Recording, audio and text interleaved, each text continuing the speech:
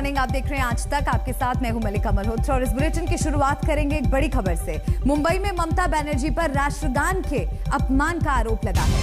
एक बीजेपी नेता ने ममता के खिलाफ शिकायत दर्ज कराई है। तो इस वक्त की अहम खबर आपको बता रहे हैं, मुंबई में ममता बनर्जी के खिलाफ शिकायत दर्ज की गई है। मुंबई में ममता बनर्जी पर राष्ट्रगान के अपमान का आरोप लगा है। विपक्षी दलों को साधने की कोशिश में ममता बनर्जी इस वक्त जुटी हुई हैं। मुंबई दौरे पर थी। शरद पवार से उनकी करीब 1 घंटा लंबी बातचीत भी चली। इस बीच मुंबई में जब वो मौजूद थी तो उन पर राष्ट्रगान के अपमान का आरोप लगाया गया है। एक बीजेपी नेता ने ममता के खिलाफ शिकायत दर्ज कराई है।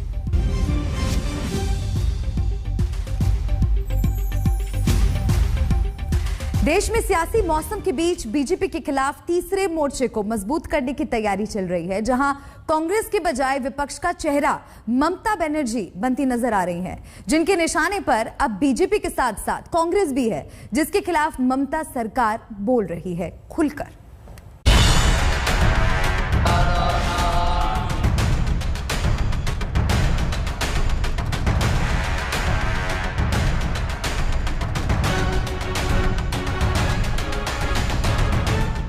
क्या विपक्ष से भी कांग्रेस गायब होने वाली है?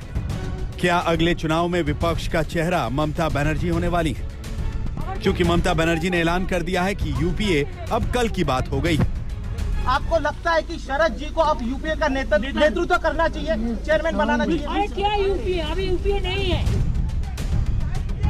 बगल में शरद पवार हो तो ममता के इस बयान के मायने काफी बढ़ जाते हैं, क्योंकि महाराष्ट्र में कांग्रेस के साथ गठबंधन में एनसीपी है, जिसके सामने ममता ने कांग्रेस पर हमला किया और कहा कि कांग्रेस के आला नेता मैदान पर उतरने को तैयार ही नहीं है। एक ऑल्टरनेटिव स्ट्रॉन्ग होना चाहिए जो लड़ाई करते हैं। अगर कोई लड़ते नहीं है तो हम क्या करें? हम चाहते हैं कि सबको लड़ाई करना है, फील्ड में रह के। ममता 3 दिन के मुंबई दौरे पर हैं, जहां वो कल शिवसेना की ओर से आदित्य ठाकरे से मिली और आज शरद पवार से मुलाकात की। ये दोनों ही पार्टियां महाराष्ट्र में कांग्रेस के साथ गठबंधन में हैं।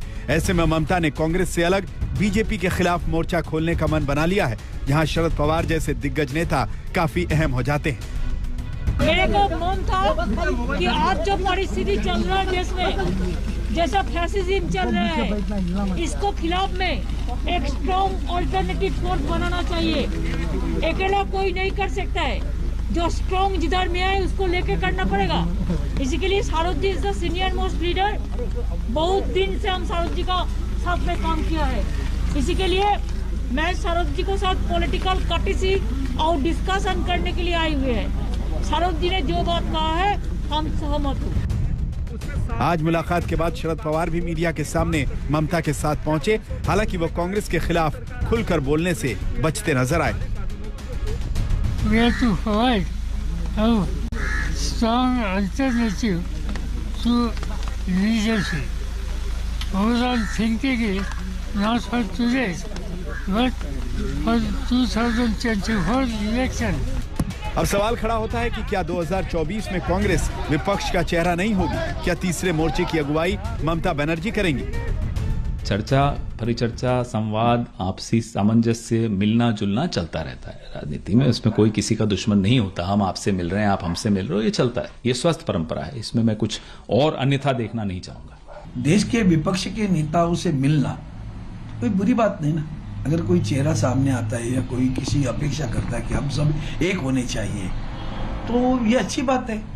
इतना विपक्ष बिखरा हुआ है, तभी तो उनकी मजा चल रही है ना। मिलने जुलने का काम होता रहता है, लेकिन कंफ्यूजन किस बात का है कि कभी जो है वो कहीं पे कुश्ती चलती है और कहीं दोस्ती चलती है। तो अब ये कुश्ती दोस्ती का जो दोहरा डबल गेम है, तो ये देखते हैं क्या 2020 इनका वो चल रहा है।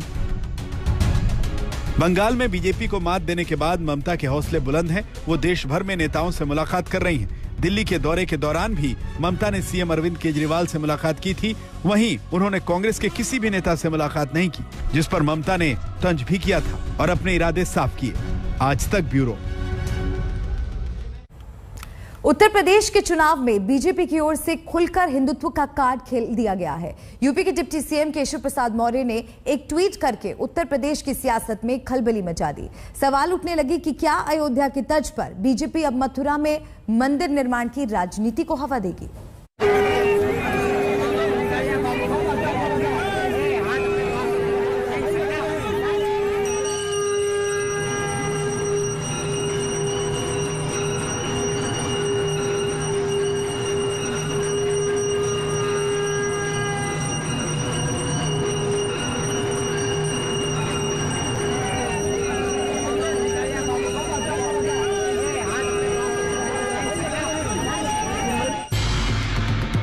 उत्तर प्रदेश में चुनाव हो और धर्म के नाम पर तनाव न हो, ऐसा हो सकता है क्या? नहीं, बिल्कुल नहीं हो सकता, क्योंकि उत्तर प्रदेश के चुनावी राजनीति की नालियों में धर्म की राजनीति लहू बनकर बहती है। ये अलग बात है कि इस बार के चुनाव में अब बीजेपी खुलकर अपने हिंदुत्व के मुद्दे पर उतर आई है। वो कैसे? तो वैसे पढ़िए इस ट्वीट को। अयोध्या काशी भव्य मंदिर निर्माण जारी है, मथुरा की तैयारी है। उत्तर प्रदेश के डिप्टी सीएम केशव प्रसाद मौर्य ने ये ट्वीट किया तो उत्तर प्रदेश की सियासत में हंगामा मच गया। विपक्षियों ने बीजेपी पर करारा वार किया। This government's agenda is to keep on playing up its muscular Hindutva agenda and wants to keep the people of other faiths under check and always under a constant threat. So this is a larger agenda. Ayodhya is only the beginning. It is not the end. विपक्षी हमलावर हैं, मगर केशव प्रसाद मौर्य के बयान के मायने गहरे हैं। याद कीजिए, जब अयोध्या में विवादित ढांचा गिराया गया था, तब नारे लगे थे कि अयोध्या तो झांकी है, काशी मथुरा बाकी है। ये उसी नारे की आगे की कहानी है। हिंदुत्व को अपना सार संसार मानने वाले बहुत सारे लोगों का मानना है कि मथुरा की ईदगाह मस्जिद जिस जगह बनी हुई है, दरअसल वो कृष्ण जन्मभूमि है। और इसी विवाद को हवा दे दी है केशव प्रसाद मौर्य ने अपने ट्वीट के जरिए, और उनके ट्वीट पर अब मुस्लिम धर्मगुरु नाराज हैं। बीजेपी सरकार को अपनी जमीन खिसकती हुई नजर आ रही है। जिन मुद्दों को लेकर वो सत्ता के अंदर आई थी, एक भी मुद्दा उन्होंने पूरा नहीं किया। बीजेपी हमेशा से ही हिंदू और मुसलमानों की राजनीति करती चली आई है। मंदिर और मस्जिद पे उसकी राजनीति होती है, लेकिन इस वक्त में देश की जनता समझदार हो चुकी है और उनके किसी भी बहकावे में देश की जनता हरगिज नहीं आएगी। इस्लाम को मानने वाले मानते हैं कि चुनाव के चलते ये सोचा समझा बयान है, लोगों को इनसे बचना होगा। मैं नहीं समझता कि ये कोई अक्लमंदी की बात है। हम पहले भी इन्हीं वजह से गुलाम रह चुके हैं, फिर गुलाम कराने की तरकीब है। अब कंपनियां ने गुलाम बनाया, फिर देशों ने गुलाम बना लिया बाद में, और हम फिर गुलाम हो जाएंगे इसी तरह से अगर फूट पड़ गई हमें। उत्तर प्रदेश के चुनाव में पहली बार खम ठोक रही आम आदमी पार्टी के सांसद भी कहते हैं कि हिंदुत्व के नाम पर बीजेपी सिर्फ छल करती है। काशी में क्या किया इन्होंने? जाके वहाँ संतों से, महात्माओं से, वहाँ के स्थानीय लोगों से पूछिए, सैकड़ों मंदिर तोड़ने का काम किया इन्होंने। पाप किया इन्होंने मंदिरों को तोड़ने का। इनको प्रभु माफ नहीं करेगा कभी। काशी में मंदिर तोड़ते हैं, अयोध्या में चंदा चोरी करते हैं। तो मतलब ये कि अब मंदिर वाली लड़ाई एक बार फिर शुरू हो सकती है। कम से कम चुनाव में तो इस पर विवाद होना तय मानिए। मगर अपने डिप्टी सीएम के बयान के एक कदम आगे निकलते हुए उत्तर प्रदेश के राज्य मंत्री रघुराज सिंह क्या कहते हैं, वो भी सुनिए। अयोध्या और काशी के बाद मथुरा की बारी है, तो ये तो हमारे एजेंडा में है, इसमें क्या बुराई है। और हमारा हिंदुत्व का देवस्थान है। कृष्ण भगवान हम सबके भगवान थे, और वही एक ऐसे भगवान है जो हस्तलिखित गीता बनाई है। तो इसलिए उसी का आधार देश चलता है, उसी के आधार प्रदेश चलता है, उसी के आधार विश्व चल रहा है। इसलिए मथुरा की बारी कोई अतिशयोक्ति थोड़ी है। ठीक है, उन्होंने सही कहा है। जाहिर सी बात है कि ऐसे नारे लोकतंत्र के लिए हानिकारक कहे जा सकते हैं, लेकिन हाँ, इतना जरूर है कि यूपी के चुनाव में बीजेपी ने अपना हिंदुत्व का कार्ड खेल दिया है। अब ये कार्ड आगे कितना बवाल मचाएगा, ये कितनी सियासत फैलाएगा, ये देखने वाली बात होगी। अलीगढ़ से मोहम्मद अकरम खान के साथ आज तक ब्यूरो। अब बात किसान आंदोलन की। एक बार फिर टिक गए हैं टिकैत। पंजाब के किसान नेताओं के बयानों के बाद जब किसान आंदोलन खत्म होने की अटकलें शुरू हो गई थी, तब भारतीय किसान यूनियन के प्रवक्ता राकेश टिकैत ने साफ कर दिया है कि खाली हाथ वो कहीं नहीं जाने वाले। टिकैत ने यह भी कहा कि उन्हें सरकार के किसी प्रस्ताव की कोई जानकारी ही नहीं है। हमारी छह की छह मांगे कंसीड हो गई। ये घोषणा हो सकती है वापस जाने के लिए।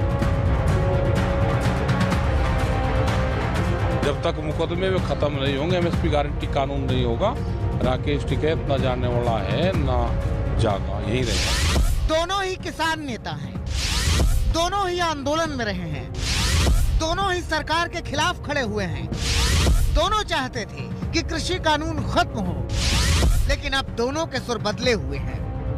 एक धड़ा है जत्थेबंदियों का जो कह रहे हैं कि किसानों की सारी मांगे मोदी सरकार ने मान ली। दूसरा धड़ा है राकेश टिकैत वाला जो कह रहा है कि उन्हें जानकारी ही नहीं है कि सरकार ने क्या किया है।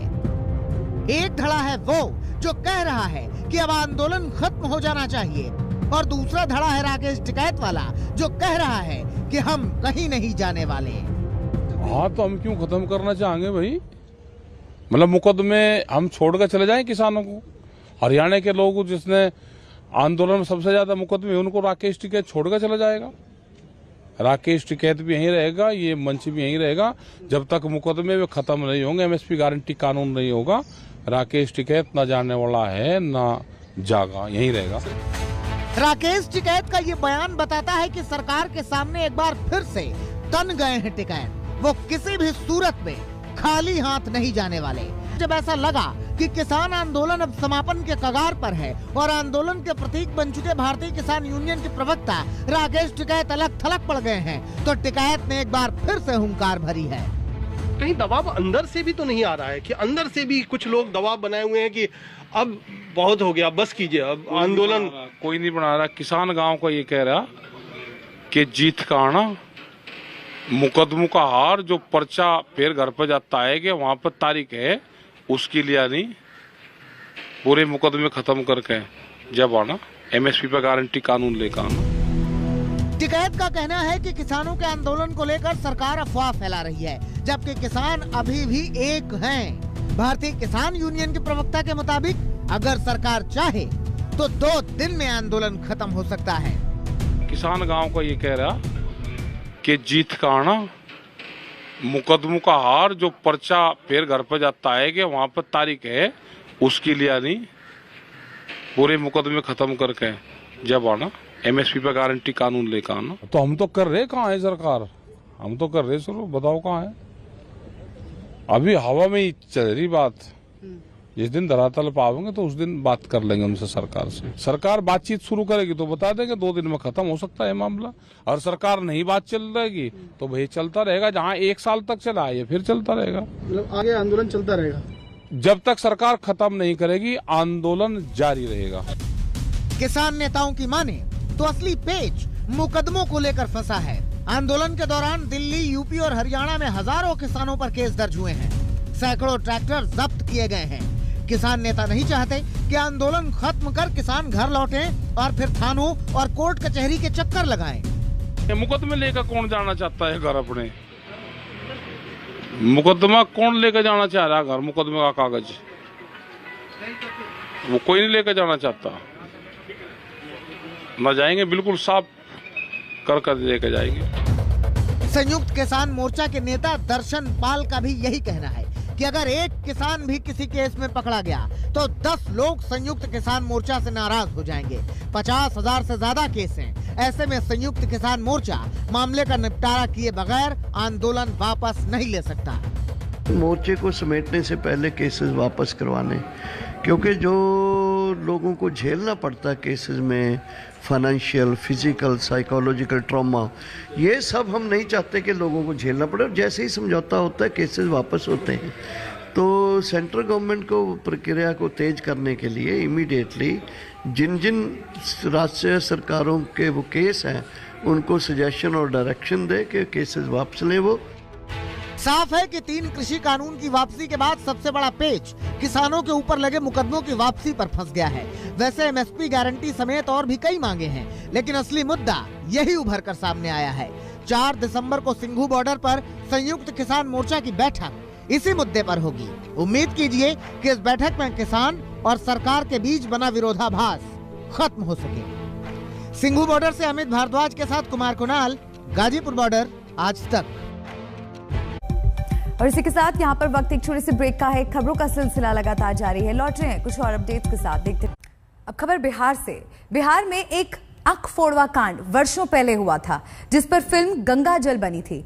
इस बार फिर आंख फोड़ने वाली घटना हुई है, वो भी अस्पताल के भीतर, जहां एक ही दिन में 65 लोगों के मोतियाबिंद के ऑपरेशन में ऐसी लापरवाही हुई जिसने 25 लोगों की आंख खराब कर दी। कई लोगों की आंख निकालनी तक पड़ गई है। क्या ये सरकारी फंडिंग के लालच में हुआ?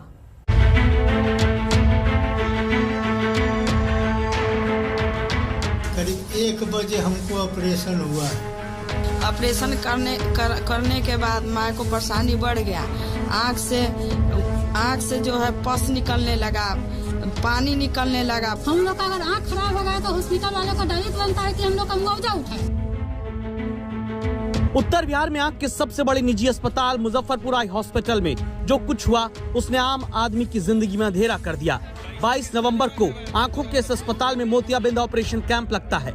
65 लोगों का ऑपरेशन किया जाता है। दावा है कि 25 लोगों की आंख गलत ऑपरेशन के कारण खराब हो गई। लापरवाही के कारण अब तक 7 लोगों की आंख निकालनी तक पड़ गई है। मोतियाबिंद का ऑपरेशन कराने के लिए आए थे। सोमवार को ऑपरेशन हुआ। कल आकर के बोले कि नहीं आंख निकालना होगा, इंस्पेक्शन हो गया इसमें। बुधवार को हम लोग आए थे। ये लोग बहला फुसला कर हम लोग को पटना ले गए। पटना ले जाने के बाद डॉक्टर से अकेले में मिल ले। साथ में उमाशंकर जी हॉस्पिटल के स्टाफ गए हुए थे। हम लोग बार बार पूछे जो क्या कहे तो कहे जो नहीं ठीक हो जाएगा। दवाई देकर रात में हम लोग को ले आए। उसके बाद दवाई चलता रहा। आज आए हैं फिर दिखाने के लिए तो बोल रहे हैं आँख खराब हो गया। डॉक्टर बोला कि आँख बचने वाला नहीं है, आँख का अल्टर ऑपरेशन हो गया है, इसी आँख को निकलवाना ही पड़ेगा। तो फिर वहाँ से आके मुजफ्फरपुर में हम आँख को डॉक्टर निकाला यहाँ पर। अब जांच के लिए 3 सदस्यों की कमेटी बनी है। मुजफ्फरपुर आई हॉस्पिटल के ऑपरेशन थिएटर को सील कर दिया गया है। ओपीडी को बंद किया गया है। सवाल है कि आंख खराब होने का कारण क्या है? क्या लापरवाही हुई? दावा है कि यहाँ पर एक ही डॉक्टर ने एक ही दिन में 65 लोगों के मोतियाबिंद का ऑपरेशन कर दिया। क्या इसी कारण गड़बड़ी हुई? क्या ऐसा कोई डॉक्टर कर सकता है? सर, एक डॉक्टर 65 ऑपरेशन एक दिन में कर सकता है क्या? नहीं, नॉर्म के अनुसार नहीं करना चाहिए। जब नहीं कर सकता तो एक ही डॉक्टर ने कैसे 65 लोगों का ऑपरेशन कर दिया? पीड़ित लोग बेहद गरीब परिवार के हैं। विपक्ष के नेता अब इन्हें मुआवजा देने की मांग कर रहे हैं। मणिभूषण शर्मा, मुजफ्फरपुर, आज तक। और इसी के साथ यहाँ पर वक्त एक छोटे से ब्रेक का है। खबरों का सिलसिला लगातार जारी है। लौट रहे हैं कुछ और अपडेट्स के साथ, देखते रहिए आज तक।